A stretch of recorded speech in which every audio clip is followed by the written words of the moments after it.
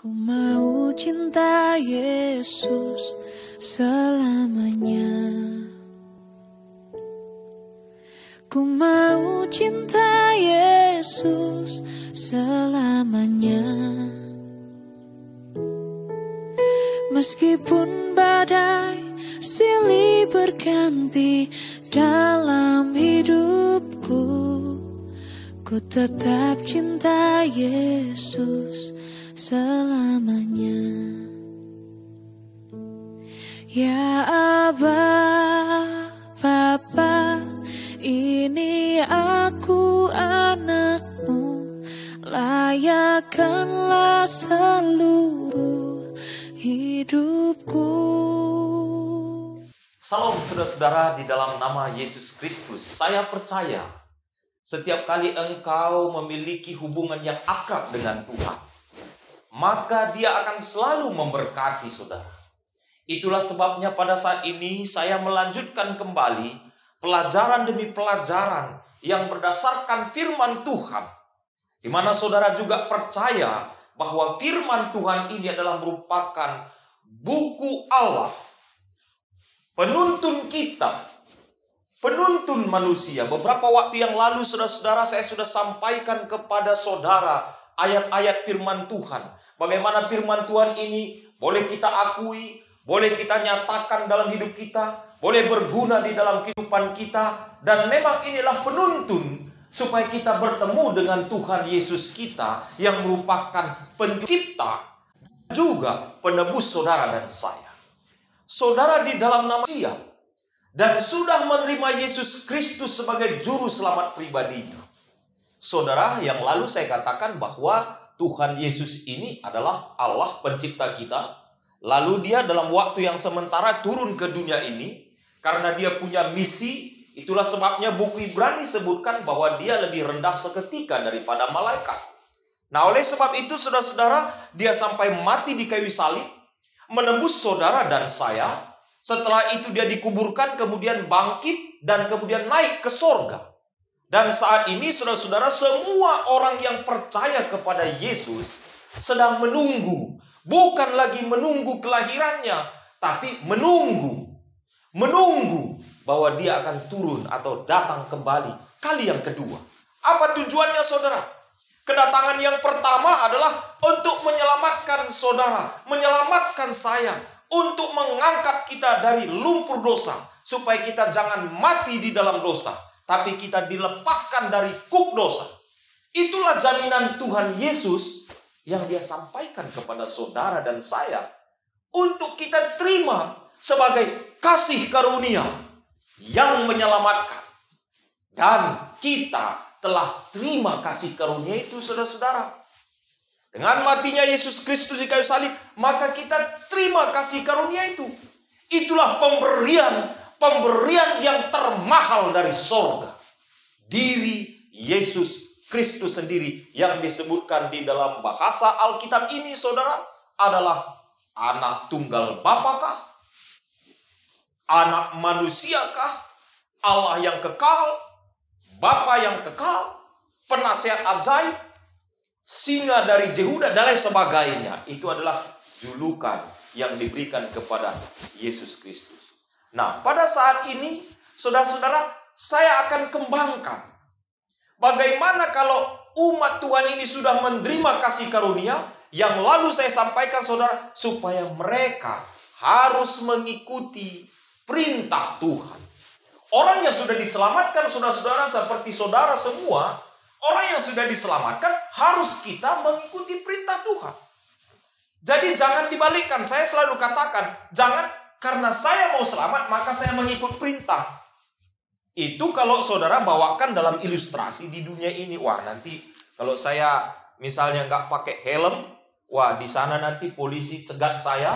Lalu kemudian saya menjadi orang terdakwa. Bisa ditilang ini kan begitu.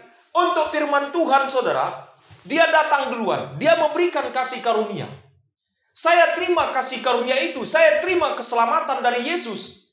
Maka orang yang menerima keselamatan dari Yesus itu wajib untuk menuruti firman-Nya. Saudara, yang lalu saya katakan yang mana firman-Nya? Ada aturannya di sini. Saya sudah sampaikan yang lalu juga di Keluaran 20 ayat 3 sampai 17. Ada nomor 1 sampai kemudian nomor 10, ada hukum 10. Saya sudah sampaikan saudara-saudara bahwa Tuhan ini memiliki hukum kasih. Lalu hukum kasih itu dibagi dua. Kasih kepada Tuhan, kasih kepada sesama manusia. Kemarin saya sudah sampaikan ayatnya itu saudara-saudara. Di dalam Matius 22 ayat 37 sampai 40. Kemudian kasih kepada Tuhan, kasih kepada sesama manusia ada di dalam lingkaran hukum 10. Memang intinya kasih saudara. Jadi kalau ada umat Tuhan yang sudah menerima kasih Yesus, menerima keselamatan dari Yesus, maka orang itu, umat Tuhan ini wajib menuruti apa yang dikatakan oleh firman Tuhan. Haleluya. Ada amin saudara-saudara? Ini yang harus ditekankan. Nah, kalau saudara melaksanakan peraturan Tuhan, kalau saudara melaksanakan apa perintah Tuhan, itu semua adalah karena saudara dan saya menerima kuasa Roh Kudus. Saya baca firman Tuhan pada saat ini di dalam Roma 5 ayat yang ke-5. Begini bunyinya saudara-saudara. Mari kita dengarkan firman Tuhan pada saat ini. Dan pengharapan tidak mengecewakan, karena kasih Allah telah dicurahkan di dalam hati oleh Roh Kudus. Jadi saudara-saudara, intinya di sini, kalau saya bisa mengasihi, kan kalau saya mau menuruti firman Tuhan, kalau saya mau mengikuti aturan dan perintah Tuhan di sini, itu artinya saya sedang melakukan kasih. Misalnya saudara tidak membunuh, saudara sedang melakukan kasih. Saudara tidak berzina, saudara sedang melakukan kasih. Itu kan hubungan sesama manusia. Oh, saudara tidak menyembah patung, oh saudara sedang melakukan kasih. Itu hubungan kepada Tuhan. Oh, saudara juga melakukan kasih kalau saudara tidak menyebutkan nama Tuhan dengan sembarangan. Saudara memelihara hari Sabat, oh saudara sedang melaksanakan kasih, tapi kasih itu hubungan dengan Tuhan. Saudara tidak berdusta, oh saudara sedang melaksanakan kasih. Kasih itu berhubungan dengan sesama manusia. Nah, yang saya maksudkan saudara-saudara, mengapa saudara mampu melaksanakan kasih seperti itu? Karena menurut rekomendasi firman Tuhan dalam Roma 5 ayat yang ke-5, di sini saudara ya, bahwa Roh Kudus Tuhan mencurahkan kasih itu di dalam hati kita. Jadi saudara-saudara, bila mana saudara semua di tempat ini atau dimanapun Anda berada, saudara mampu mengasihi, itu artinya Roh Kudus Tuhan telah memberikan kasih itu di dalam hati saudara, dalam pikiran kita semuanya, sehingga kita mampu melaksanakannya. Ini harus menjadi prinsip dalam hidup kita saudara-saudara. Jadi kalau saya sudah menerima Yesus Kristus, menerima keselamatan daripadanya, maka saya wajib melaksanakan apa? Perintah Tuhan ini. Apa itu perintahnya? Kembali saudara, kasih. Apa itu kasih? Wah, kembali kasih kepada Tuhan, kasih kepada sesama manusia. Oh, di mana aja tertulis itu? Oh, kasih kepada Tuhan ini, kasih kepada sesama manusia ada di dalam hukum 10. Oh, di mana hukum 10 ini? Oh, nomor 1 sampai nomor 10 ada di dalam Alkitab. Dan penjelasan hukum 10 itu yang intinya juga kasih di dalam Alkitab ini, itulah Yohanes 3:16. Kasih saudara. Jadi kalau misalnya saudara betul-betul menerima Yesus Kristus itu, haruslah kita mempraktekkan kasih Tuhan itu yang ada di dalam Alkitab ini. Amin saudara-saudara ya. Harus kita mempraktikkan. Saya sudah sampaikan kepada kita di hari-hari yang lalu saudara, kalau saya mengakui saya sudah menerima Yesus Kristus sebagai juru selamat pribadi saya. Saya telah menerima Tuhan itu sebagai pencipta dan penebus saya. Saya telah menerima kasih karunia itu yang Tuhan berikan dengan cuma-cuma itu. Saya telah menerima keselamatan dari Yesus Kristus itu di dalam hidup saya. Tetapi kalau saudara tidak melaksanakan perintahnya ini, itu namanya bohong. Bohong saudara. Itu namanya saudara dan saya sedang berdusta. Jadi kalau saya katakan, oh saya sudah menerima keselamatan dari Yesus, saya sudah menerima Tuhan saya sudah menerima kasih-Nya, saya sudah menerima Roh-Nya, maka harus secara otomatis dalam kehidupan saudara dan saya dibuktikan melalui penurutan terhadap firman-Nya ini. Dalam hidup saudara ya, kalau tidak ada itu, bohong. Bohong saudara. Kita sedang berdusta. Di mana ayatnya? Yang lalu sudah saya sebutkan. Tapi hari ini saya ulangi kembali. Saudara boleh baca dalam 1 Yohanes 2 ayat 3-6. Itu ayatnya saudara. Itu firman Tuhan katakan. Kalau engkau sudah menerima aku, kalau engkau sudah berhubungan dengan aku, kata Tuhan, kalau sudah engkau terima keselamatan daripada aku, maka engkau wajib menurut perintahku. Di sini. Tapi kalau enggak ada, itu artinya omong doang, omdo. Omong doang saudara ya, omong doang. Jadi kita umat Tuhan yang mengaku sebagai pengikut Kristus atau orang Kristen, sering sekali saudara-saudara kita bergumul dengan apa? Omdo ini. Kadangkala kita hanya omong doang. Tidak ada tindakan kita saudara-saudara. Kita katakan, oh saya punya iman, tapi iman kita ini gagal ketika dibuktikan melalui penurutan terhadap apa? Firman Tuhan. Padahal sudah jelas firman Tuhan menyatakan iman tanpa perbuatan itu adalah mati dan kosong. Begitulah Yakobus menyebutkan saudara-saudara.